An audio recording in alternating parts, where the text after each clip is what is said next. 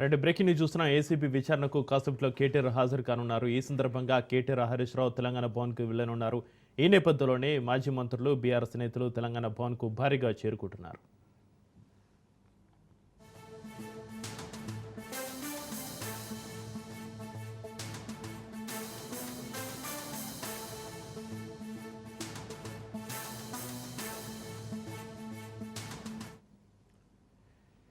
ACB విచారణకు కాసేపట్లో కేటీఆర్ హాజరు కానున్నారు. ఈ సందర్భంగా కేటీఆర్ హరీష్ రావు తెలంగాణ భవన్కు వెళ్లనున్నారు. ఈ నేపథ్యంలోనే మాజీ మంత్రులు బీఆర్ఎస్ నేతలు తెలంగాణ భవన్కు భారీగా చేరుకుంటున్నారు.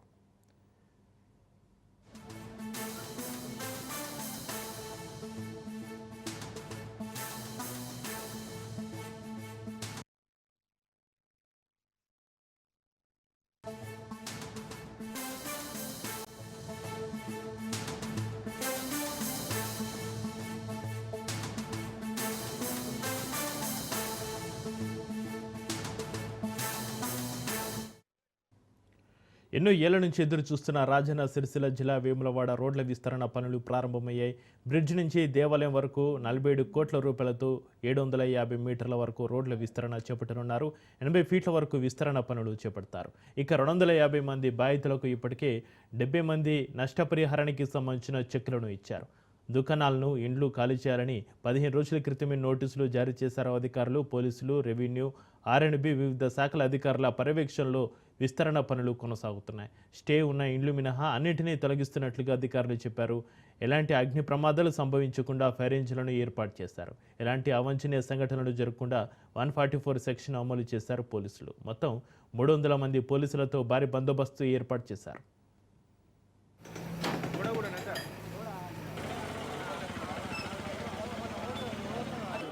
నవంబర్ 20వ తేదీన గౌరవ ముఖ్యమంత్రి శ్రీ రేవంత్ రెడ్డి గారి చేతుల మీదుగా రాజన్న ఆలయాభివృద్ధి, పట్టణాభివృద్ధికి శ్రీకారం చుట్టిన సందర్భం 47 కోట్లతో వేరల పట్టణంలో ఉన్నటువంటి ప్రధాన రోడ్డు వెడల్పు 80 ఫీట్లతో చేయాలని చెప్పని తీసుకున్న నిర్ణయం మేరకు రోడ్డు వెడల్పు సంబంధించినటువంటి కార్యక్రమాలు మొదలవుతున్న వేళ అనేక మంది నిర్వాసితులు ఇబ్బంది పడుతున్నప్పుడు ఈ దేశంలోనే భూసేకరణ చట్టం 2013లో వచ్చినటువంటి చట్ట ప్రకారం వారికి నష్టపరిని అందివ్వాలని ఒక నిర్ణయం తీసుకొని ముందుకు పోతున్న వేళ ఇంచుమించు 50 షట్టర్లకు సంబంధించిన వారు డబ్బు తీసుకొని సహకరించే క్రమంలో మరికొంతమంది కోర్టుకు వెళ్తే వారిని గౌరవించేటువంటి సందర్భంలో ఇతరత్ర అభివృద్ధి చేయడానికి 234 పైచి నిర్వాసితులు 300 పైకున్నటువంటి దుకాణ సముదాయానికి సంబంధించినటువంటి రోడ్డు వెడల్పు కార్యక్రమాన్ని ప్రారంభం చేస్తూ ముందుకు పోయేటువంటి కేరళలో ఎడతెరిపి లేకుండా వర్షాలు కురుస్తున్నాయి. వర్షాల కారణంగా 9 జిల్లాలోని విద్యా సంస్థలకు సెలవులు ప్రకటించారు.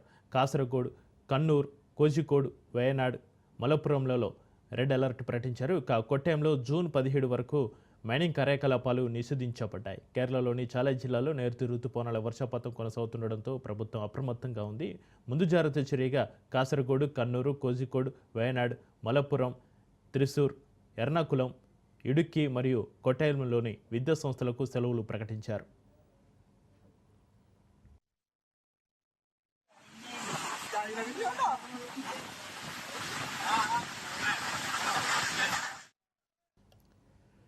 బ్రేకింగ్ న్యూస్ చూస్తున్నాం. కేరళలో ఎడతెరిపి లేకుండా వర్షాలు కురుస్తున్నాయి. వర్షాల కారణంగా 9 జిల్లాలోని విద్యా సంస్థలకు సెలవులు ప్రకటించారు. కాసరగోడు, కన్నూర్, కోజికోడ్, వయనాడ్, మలప్పురంలలో రెడ్ అలర్ట్ ప్రకటించారు. కొట్టాయంలో జూన్ 17 వరకు మైనింగ్ కార్యకలాపాలు నిషేధించబడ్డాయి.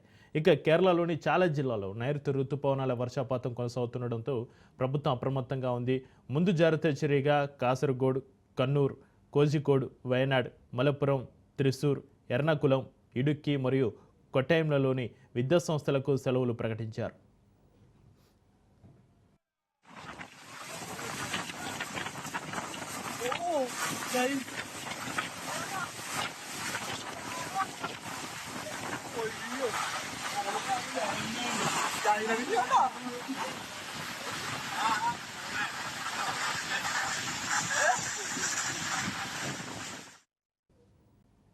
చిత్తూరు జిల్లాలో భూ బకాసురులు రెచ్చిపోతున్నారు. ఖాళీ జాగా అయినా, ఇల్లు కట్టి ఉన్నా, పంట సాగు చేస్తున్నా ఏదైనా సరే కబ్జాకు తెగబడుతున్నారు.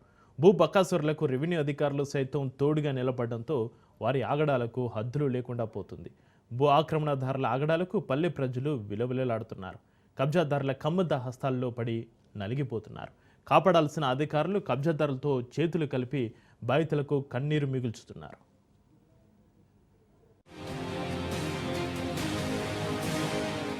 చిత్తూరు జిల్లా ఐరాల మండలం వేదగిరివారిపల్లి పంచాయతీ ఎగువ నాగులవారిపల్లి గ్రామంలో 90 ఏళ్ల వృద్ధురాలు లక్ష్మమ్మ నివాసం ఉంటోంది. ఆమెకు ముగ్గురు కుమార్తెలు. కొడుకులు లేకపోవడంతో ఆమె భర్త చెంగమ నాయుడు సోదరి కుమారుల్లో ఒకరైన భాస్కర్ నాయుడును దత్తత తీసుకున్నారు. తన పెద్ద కుమార్తె లలిత కుమారికి ఇచ్చి వివాహం కూడా జరిపించారు. అన్ని తానై అమ్మలా చూసుకున్న ఆ వృద్ధురాలిపై పగబట్టాడు ఆ దుర్మార్గుడు. వృద్ధురాలికి తెలియకుండానే ఆమె భర్త చేత తనకు కావలసినంత ఆస్తిని రాయించుకున్నాడు. అంతటితో ఆయన తృప్తి తీరలేదు.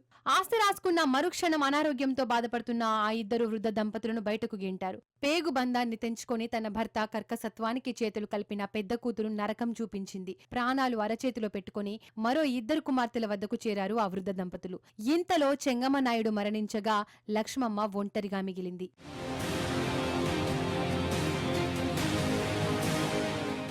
గత 10 ఏళ్లుగా వృద్ధురాలి ఇంటిని కాజేయాలనుకున్న ఆ దుర్మార్గుడు భాస్కర్ నాయుడు వ్యూహ రచనను అంచెలంచెలుగా అమలు చేస్తూ వచ్చాడు. అధికారులను మభ్యపెట్టి కొట్టేయాలని చూశాడు, కానీ కుదరలేదు. రాజకీయ నాయకులను రంగంలోకి దించి దోచేయాలనుకున్నాడు, కుదరలేదు. రౌడీలను పెట్టి దౌర్జన్యం చేయాలనుకున్నాడు, కుదరలేదు. చివరకు న్యాయస్థానంలో తప్పుడు పత్రాలు పెట్టి వృద్ధురాలిపై అక్రమంగా కేసు పెట్టాడు. గత 3 నెలలుగా కోర్టు చుట్టూ తిరగలేక అధికారులకు మొరపెట్టుకుంటున్న వృద్ధురాలి గోడును ఏ ఒక్క అధికారి పట్టించుకోవడం లేదు. చిత్తూరు కలెక్టర్ కార్యాలయంలో ప్రతివారం జరిగే ప్రజా ఫిర్యాదుల విభాగంలో పలుమార్లు అర్జీలు సమర్పించిన క్షేత్రస్థాయి అధికారులు, మండల స్థాయి అధికారులు అక్రమ మార్కునికి వంత పాడడంతో ఆ వృద్ధురాలికి మాత్రం న్యాయం జరగడం లేదు. పెద్దాలుడు భాస్కర్ నాయుడు కుట్రలు కుతంత్రాలకు ఆ గ్రామమే కాదు, పంచాయతీ మొత్తం చీదరించుకున్నా తన తీరు మార్చుకోలేదు. అక్రమంగా ఆ ఇంటిని కాజేసేందుకు విశ్వ ప్రయత్నాలు చేస్తూనే ఉన్నాడు. తన భూదాహాన్ని తీర్చుకోవడానికి ఎందరినో ఇబ్బందులకు గురి చేస్తున్నా సరే అతనిపై ఎలాంటి చర్యలు తీసుకోవడం లేదు అక్కడి అధికారులు. తన భర్తతో కలిసి జీవించిన ఆ ఇంటి కోసం వృద్ధురాలు పడుతున్న పోరాటాన్ని నీరుగార్చేలా సర్వేయర్ బాలాజీ తప్పుడు ధృవీకరణ పత్రాలు ఇవ్వడం పట్ల గ్రామస్తులు సైతం ఆగ్రహం వ్యక్తం చేస్తున్నారు. తప్పుడు సర్వే రిపోర్ట్ ఇచ్చిన సర్వేయర్ బాలాజీపై ఆ రిపోర్టును ఆధారంగా చేసుకుని పంచాయతీలో పన్ను కట్టించుకున్న పంచాయతీ కార్యదర్శిపైన నేటికి ఎలాంటి చర్యలు లేవు.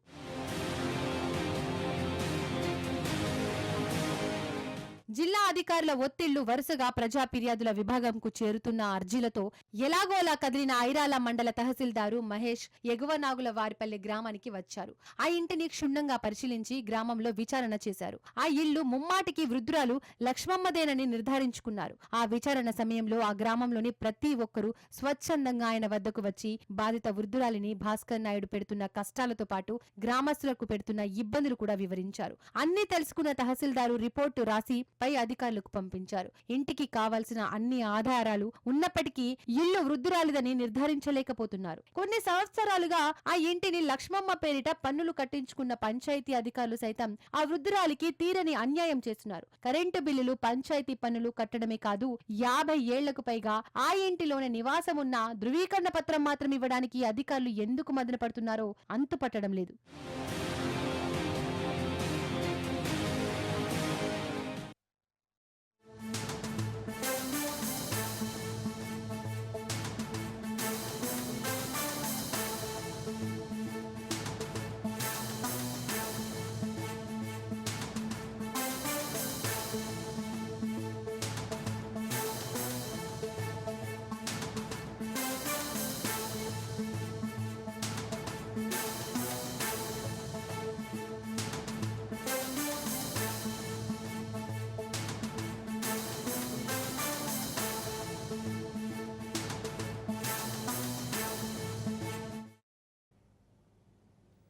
ఇక మరికొద్ది సేపట్లో కేటీఆర్ ఏసీబీ ఆఫీస్కు వెళ్లనున్నారు. ఫార్ములా ఈ రేసు కేసులో ఆయన విచారణకు హాజరు కానున్నారు. దర్యాప్తు సంస్థలు పిలిచినప్పుడు చట్టాలను గౌరవించే వ్యక్తిగా తాను హాజరవుతానని చెప్పిన కేటీఆర్ మరికొద్ది సేపట్లో విచారణకు రానున్నారు. మొత్తం 6 విచారణ అధికారులు కేటీఆర్ను విచారిస్తారని తెలుస్తోంది.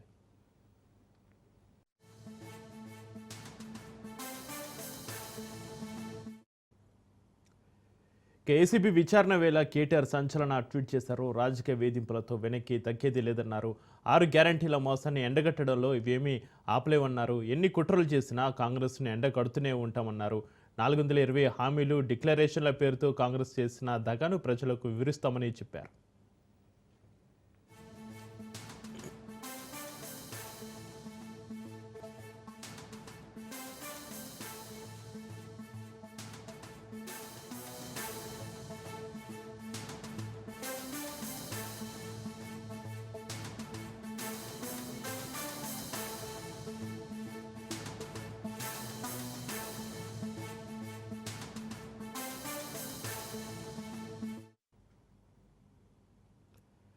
ఇక మరికొద్దిసేపట్లో కేటీఆర్ ఏసీపీ ఆఫీస్కు వెళ్లనున్నారు. దీనికి సంబంధించి మరింత సమాచారాన్ని మా ప్రతినిధి సైదులు లైవ్లో అందిస్తారు. సైదులు, ఫార్ములా ఈ రేసు కేసులో ఆయన విచారణకు హాజరు కానున్నారు. ఈ సందర్భంగా వారు కొన్ని వ్యాఖ్యలు కూడా చేసినట్టుగా తెలుస్తుంది. ఏసీపీ విచారణ వేళ కేటీఆర్ సంచలన ట్వీట్ చేశారు. రాజకీయ వేధింపులతో వెనక్కి తగ్గేది లేదన్నారు.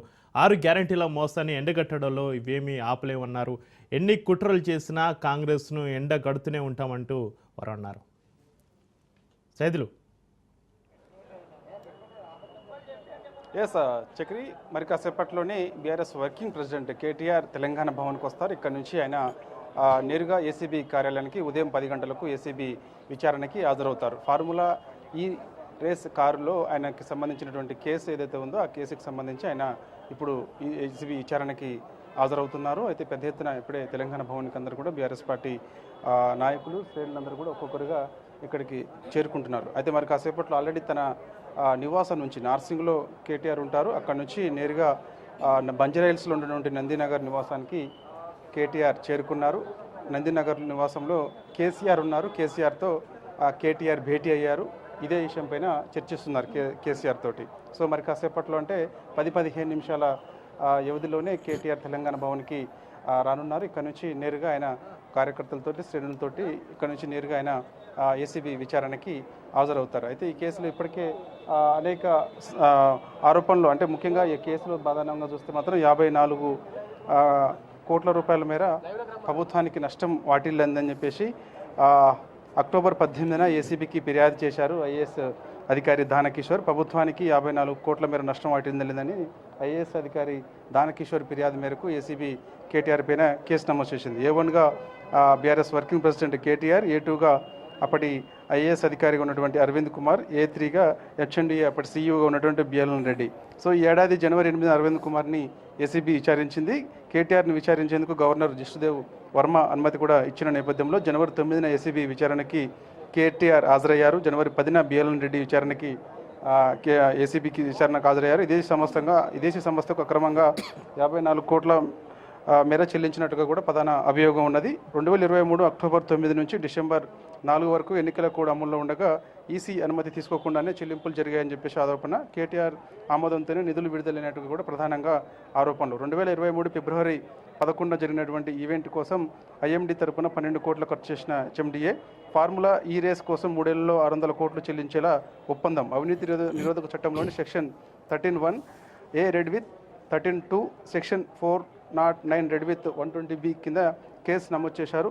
నేరపూరిత దుష్ప్రవర్తన, పబ్లిక్ సర్వెంట్ తనకు అప్పగించిన ప్రభుత్వ ఆస్తిని దుర్వినియోగం చేయడం అనే దానిపైన కూడా ప్రధానంగా కేసు అయితే నమోదైంది. దానిలో భాగంగా ఇప్పుడు మరి కాసేపట్లోనే బీఆర్ఎస్ వర్కింగ్ ప్రెసిడెంట్ కేటీఆర్ విచారణకి ఇది హాజరు కాబోతున్నారు. ఆయన నందినగర్లో ఉన్నటువంటి కేసీఆర్ దగ్గరికి వెళ్ళారు. కేసీఆర్తో భేటీ అయ్యారు. భేటీ అయిన తర్వాత నేరుగా ఇక్కడ నుంచి తెలంగాణ భవన్కి ఇక్కడికి వస్తారు. ఇక్కడ నుంచి కార్యకర్తలతో కలిసి ఆయన ఏసీబీ విచారణకు హాజరవుతారు. ఏసీబీకి విచారణకు హాజరవుతున్నప్పుడు లీగల్ సెల్ అడ్వకేట్స్ కూడా కేటీఆర్ అంట ఉండే అవకాశం అయితే కనిపిస్తుంది. సో తెలంగాణ భవన్ ముందు కూడా పెద్ద ఎత్తున బీఆర్ఎస్ పార్టీ నాయకులు చేరుకుంటున్న నేపథ్యంలో భారీ బందోబస్తు కూడా ఏర్పాటు చేశారు. ఏసీబీ కార్యాలయం దగ్గర కూడా భారీ బందోబస్తు ఉన్నట్లు కూడా మనకైతే సమాచారం అందుతుంది. సో ఆ రోడ్డు కూడా అంటే మనకి ICCC పోలీస్ కమాండ్ కంట్రోల్ బిల్డింగ్కి ఎదురుగా ఏసీబీ కార్యాలయం ఉంటుంది కాబట్టి ఆ రోడ్డు కూడా కంప్లీట్గా క్లోజ్ చేసినట్టు కూడా మనకైతే సమాచారం అందుతుంది. సో అక్కడ కొంతమందిని మాత్రమే లోపలికి పంపిస్తారు. కేటీఆర్ వెంట ఓన్లీ అడ్వకేట్స్ మాత్రమే ఉండే అవకాశం కనిపిస్తుంది. పెద్ద ఎత్తున బీఆర్ఎస్ పార్టీ నాయకులు అక్కడ చేరుకున్నప్పుడు కూడా ఎవరిని కూడా లోపలికి అనుమతించరు. కేటీఆర్తో పాటుగా ఓన్లీ ఒక అడ్వకేట్స్ మాత్రమే, ఒకరిద్దరిని మాత్రమే లోపలికి పంపించే అవకాశం అయితే కనిపిస్తుంది. అక్కడ నుంచి ఆయన విచారణకు హాజరైన తర్వాత చూడాలి మరి ఎంతసేపు ఏసీబీ అధికారులు కేటీఆర్ని విచారిస్తారు. అంటే కేబినెట్ ఆమోదం లేకుండా 54 కోట్ల రూపాయలు ఈ యొక్క విదేశీ కంపెనీకి, అంటే ఫార్ములా ఈ రేస్ కేసు నిర్వహించే సమయంలో విదేశీ కంపెనీకి చెల్లింపులు ఏ విధంగా జరిగాయి, ఏంటి, కేబినెట్ ఆమోదం ఉందా లేదా, ఎందుకు నేరుగా వారి అకౌంట్లకి చెల్లించాల్సి వచ్చిందనే విషయం పైన ప్రధానంగా కేటీఆర్ని అయితే విచారించే అవకాశం అయితే కనిపిస్తుంది. అలా కేబినెట్ ఆమోదం లేకుండా 54 కోట్ల రూపాయలు విదేశీ కంపెనీకి చెల్లించడం ద్వారా ప్రభుత్వ ఆస్తికి నష్టం వాటిల్లిందని చెప్పేసి ప్రధాన ఆరోపణ. దానిలో భాగంగా కేటీఆర్ని ఇవే ప్రశ్నలు కూడా అడిగే అవకాశం అయితే కనిపిస్తుంది. ఆయన యొక్క ఆదేశాల మేరకే అప్పుడు మున్సిపల్ శాఖ మంత్రిగా కేటీఆర్ ఉన్నారు కాబట్టి ఆయన మౌఖిక ఆదేశాల మేరకే విడుదల చేసినట్టుగా కూడా హెచ్ఎండిఏ అప్పుడు కమిషనర్ ఉన్నటువంటి అరవింద్ కుమార్ ఏసీబీ విచారణలో ఇదే అంశాన్ని చెప్పారు. కాబట్టి మౌఖిక ఆదేశాల మేరకు కేటీఆర్ చెప్పిన విధంగానే నేను విడుదల చేశానని చెప్పేసినారు. కాబట్టి సో ఇదే అంశాలని కేటీఆర్ని ఏసీబీ అధికారులు అడిగే అవకాశం కనిపిస్తుంది. కేబినెట్ ఆమోదం లేకుండా ఏ విధంగా 54 కోట్ల రూపాయలు విదేశీ కంపెనీకి చెల్లించారు, ఓన్లీ ఒక మౌఖిక ఆదేశాల మేరకు ఎందుకు చెల్లించాల్సి వచ్చింది అనే విషయాన్ని కూడా ఏసీబీ అధికారులు కేటీఆర్ని అడిగే అవకాశం అయితే కనిపిస్తుంది. సో మరి కాసేపట్లో అంటే 5-10 నిమిషాల వ్యవధిలోనే కేటీఆర్ తెలంగాణ భవన్కి వస్తారు చక్రి. ఇక్కడ కొంతమంది నాయకులను కూడా కలిసే అవకాశం ఉంది. ఇప్పటికే తెలంగాణ భవన్కి మండలి ప్రతిపక్ష నేత మధుసూదనాచారి వచ్చారు. అదేవిధంగా బీఆర్ఎస్ పార్టీ ఎమ్మెల్యేలందరూ కూడా గ్రేటర్ పరిధిలో ఉన్నటువంటి ఎమ్మెల్యేలందరూ కూడా ఇక్కడికి చేరుకున్నారు. మరికొందరు కూడా బీఆర్ఎస్ పార్టీ నాయకులందరూ కూడా ఇక్కడికి చేరుకునే అవకాశం ఉంది. వారితో కేటీఆర్ భేటీ అయ్యే అవకాశం ఉంది. 5-10 నిమిషాలు వారితో భేటీ అయిన తర్వాత ఇక్కడ నుంచి నేరుగా ఆయన ఏసీబీ కార్యాలయానికి వెళ్తారు. ప్రస్తుతం తెలంగాణ భవన్కి మనం విజువల్స్లో చూస్తున్నాం చక్రి. తెలంగాణ భవన్కి పెద్ద ఎత్తున బీఆర్ఎస్ పార్టీ శ్రేణులందరూ కూడా ఇక్కడికి చేరుకుంటున్నటువంటి దృశ్యాలు మనం చూస్తున్నాం. కేటీఆర్ మరి కాసేపట్లో 5-10 నిమిషాల వ్యవధిలోనే తెలంగాణ భవన్కి వచ్చే అవకాశం ఉండడంతో అందరూ కూడా ఇక్కడ చేరుకుంటున్నారు. ఇక మన విజువల్స్లో చూస్తున్నాం నర్సాపూర్ ఎమ్మెల్యే సునీతా లక్ష్మారెడ్డి గారు కూడా ప్రస్తుతం తెలంగాణ భవన్కి చేరుకున్నారు. ఇప్పటికే బీఆర్ఎస్ పార్టీ ఎమ్మెల్యేలు మన కుత్బులాపూర్ ఎమ్మెల్యే వివేకానంద గౌడ్, అదేవిధంగా ఉప్పల్ ఎమ్మెల్యే బండారు లక్ష్మారెడ్డి, అదేవిధంగా మేడ్చల్ ఎమ్మెల్యే కాసేపట్లో మల్లారెడ్డి కూడా ఇక్కడికి వచ్చే అవకాశం అయితే కనిపిస్తుంది. సో మిగిలిన జిల్లాల నుంచి విజువల్స్లో చూస్తున్న వికారాబాద్ మాజీ ఎమ్మెల్యే మెతుకు ఆనంద్ కుమార్ ఇతను కూడా ఇప్పుడు తెలంగాణ భవన్కి చేరుకున్నారు. ఇట్లా బీఆర్ఎస్ పార్టీకి చెందినటువంటి కీలక నేతలందరూ కూడా చేరుకుంటున్నారు. అదేవిధంగా చూస్తే మనకి ఆలంపూర్ ఎమ్మెల్యే విజయుడు కూడా తెలంగాణ భవన్కి వచ్చారు. ఆయన మరి కాసేపట్లో ఇక్కడ కేటీఆర్తో కూడా భేటీ అయ్యే అవకాశం కనిపిస్తుంది. సో వీళ్ళందరూ కూడా ఇప్పుడిప్పుడే ఇక్కడికి చేరుకుంటున్నారు. 5-10 నిమిషాల వ్యవధిలోనే కేటీఆర్ ఇక్కడికి చేరుకుంటారు. ఇక్కడికి రాగానే ఇక్కడ తెలంగాణ భవన్ అంటే ప్రస్తుతం నందినగర్లో కేసీఆర్తో భేటీ అయ్యారు. అంటే ఏసీబీ ఈ కేసు విచారణకి హాజరవుతున్న నేపథ్యంలో ఈ యొక్క కేసీఆర్తో భేటీ ప్రాధాన్యత సంతరించుకుందని చెప్పేసి కూడా మనం చెప్పవచ్చు. ఎందుకంటే కేసీఆర్ ఆల్రెడీ ఆయన కొన్ని జనరల్ చెకప్లో భాగంగా ఈ మధ్యకాలంలో ఏజీ ఆసుపత్రికి వచ్చిన దగ్గర నుంచి ఆయన నందినగర్ నివాసంలోనే ఉంటున్నారు. సో దానిలో భాగంగా ఏసీబీ విచారణకి హాజరయ్యే ముందు కేసీఆర్తో కేటీఆర్ భేటీ అయ్యారు. సో ఏసీబీ ఎటువంటి ప్రశ్నలు అడిగే అవకాశం ఉంటుంది, దానికి ఏం సమాధానాలు కేటీఆర్ చెప్తారు ఏంటి అనే విషయాలు ప్రధానంగా ఇవే కేసీఆర్ తోటి కేటీఆర్ చర్చిస్తున్నట్టుగా కూడా మనకైతే సమాచారం అందుతుంది. సో అక్కడ 10 నిమిషాల పాటు కేసీఆర్ తోటి కేటీఆర్ భేటీ అయిన తర్వాత అక్కడ నుంచి నేరుగా తెలంగాణ భవన్కి వస్తారు. తెలంగాణ భవన్లో ఉన్నటువంటి బీఆర్ఎస్ పార్టీ ముఖ్య నాయకులతోటి కేటీఆర్ భేటీ అవుతారు. భేటీ అయిన తర్వాత వెంటనే ఇక్కడ నుంచి ఏసీబీ కార్యాలయానికి ఆయన ఉదయం 10 గంటలకు ఏసీబీ విచారణకి ఆయన హాజరవుతారు. ఇక్కడ తెలంగాణ భవన్ ముందు కూడా పెద్ద ఎత్తున పోలీస్ భారీ బందోబస్తు కూడా ఏర్పాటు చేసింది. ఎందుకంటే పెద్ద ఎత్తున బీఆర్ఎస్ పార్టీ శ్రేణులందరూ కూడా ఇక్కడికి వచ్చే అవకాశం ఉన్న నేపథ్యంలో ఈ యొక్క బందోబస్తు కూడా ఏర్పాటు చేశారు. సో ఏసీబీ మాత్రం ప్రధానంగా కేటీఆర్ని అనేక ప్రశ్నలు కూడా అడిగే అవకాశం అయితే కనిపిస్తుంది. మౌఖిక ఆదేశాలతోటి ఎందుకు ఈ ఒక విదేశీ కంపెనీకి 54 కోట్ల రూపాయలు చెల్లించాల్సి వచ్చింది, దానివల్ల ప్రభుత్వానికి నష్టం వాటిల్లింది అనేది ప్రధాన ప్రశ్న.